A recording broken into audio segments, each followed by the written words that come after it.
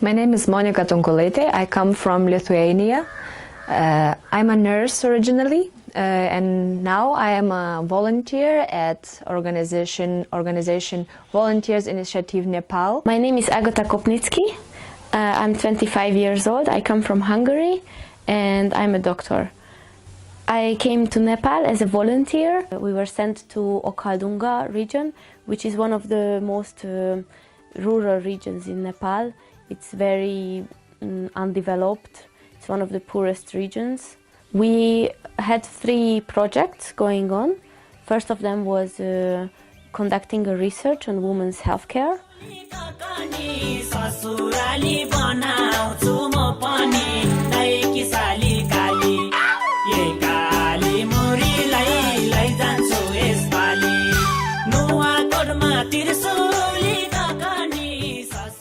We conducted a research first on women's healthcare. We asked about their knowledge, we asked about their health issues, we asked about their health behavior. Everything was totally different, so every day it was like a new adventure. We had to explore new things. We started to learn Nepali, and day by day we learned new words. We started to understand more and more. It was very special, it was very funny, it was very nice. Often women invited us to be their guest for lunch. They also shared kind of private and intimate information, so it made us to gain their trust and to be a part of the community. We wanted to cover the whole area of Tulatsap and Taluva, which is a great area, and we went every day to a different ward, so we had to walk a lot. I think the ward that was further from us, most far from us, was 2.5 hours walking distance from here. We also had 2 translators, 2 local volunteers coming with us, Koruna and Sormila. They were great help. First of all, we would have never found our way here in Nepal. It's full of shortcuts, the hillside. We never knew where exactly we are. They were guiding us, and they also helped with the translation. Women not always wanted to speak. They were kind of shy. It was also hard to get them into private space because I think they don't really understand this concept of private space, and men and children were often around, so it was harder to get them answer honestly. But in the same time, it was also easier because they were expecting that we are thinking differently about these things, so we could just make it like as if it was completely natural to talk about these things. During our research, we found out many interesting things about Nepali women, about Nepali families, and surprising was that they use enormous contraception. Everything is covered by government, and they use a lot of this hormonal contraception. They don't really know about the benefits of using condom, like that is prevention of diseases and these kind of things.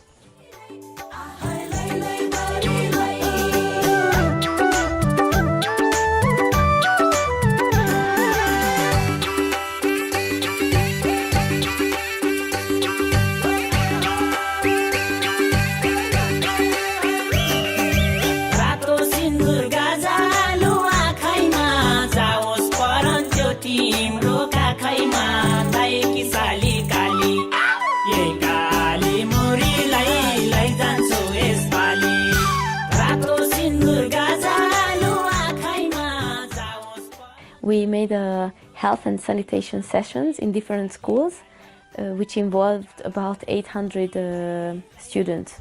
These health sessions were concentrated on why and how hand hygiene is so important. We spent 45 minutes with each class and tried to make it fun for them. Interactive teaching is not a big hit in Nepal. Teachers lack the skills for developing creativity or independent thinking. So we were trying to make this differently as they were used to it. And I think they really enjoyed it. They were surprised, but they were like, wow, this is cool. Let's do it with them. That was a lot of fun because we prepared interactive, funny program for children to learn how to wash their hands and how to do it with fun. So we created a song with a little choreography. We played kind of quiz games with them, expecting them to answer, and we played our little story, our little theater about a girl named Mary who got sick, very sick, because she didn't wash her hands. So we try to represent for children that many diseases might be spread with unwashed hands. One of the big challenges was that we were teaching children from 8 years old up to 17, 16. So it was a very big difference between how to handle these children. We didn't want them to feel we think that they're stupid or small. So we always needed to adjust our program to them. I think every class was going differently than the other. We also made a homemade tap for schools, because the problem here in Nepal is not only the lack of education, but also the lack of facilities. They don't have proper toilets, they don't have proper taps in schools. So even though they know how to wash their hands, which they most of the times knew already, they cannot do it. We made a homemade tap from an old lemonade bottle and syringe, which is also with the idea of reusing, recycling all materials to avoid trashes here. And you just press the syringe and water comes out, and you can also spare the water. We wanted to bring new ideas in schools, and not only for the students but also for teachers.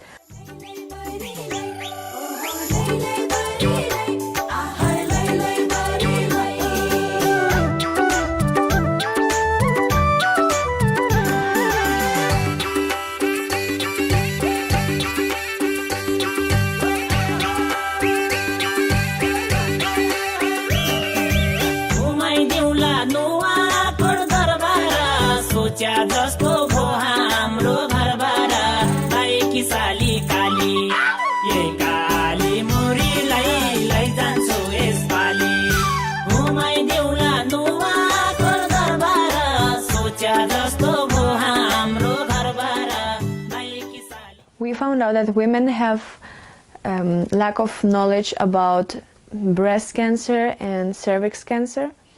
We explained them about the risk factors which can cause the cervical cancer. We also explained about the prevention, about vaccination, about pap test, that they should check themselves at least every 2 years, and that they should use the barrier contraception. We teach them breast self-examination, and that they should do it every month, and on which time they should do it, and how to do it.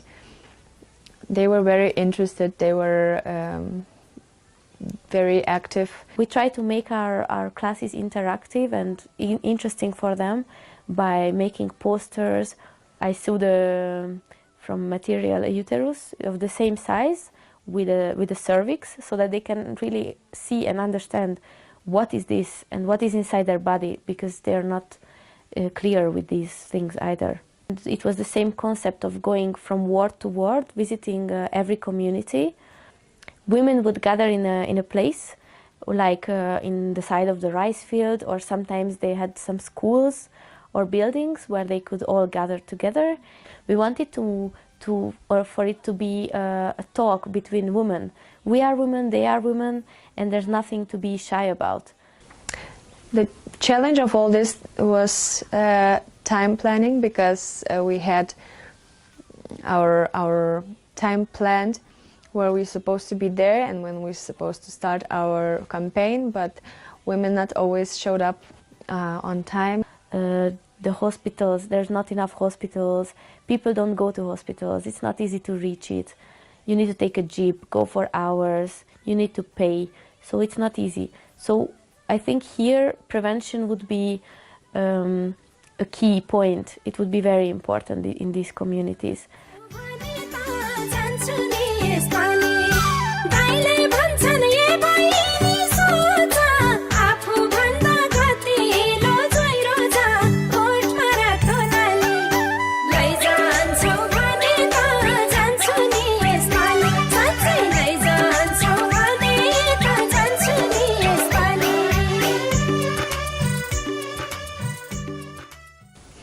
I was very lucky and very happy to have this opportunity to be here in Nepal and do this voluntary work, because I always wanted to help people. That was the reason why I chose my profession also, and I wanted to use my profession as a tool for helping people, not only in my country but also like in places like Nepal. Coming here was a big challenge because I quitted my job. It totally changed my life.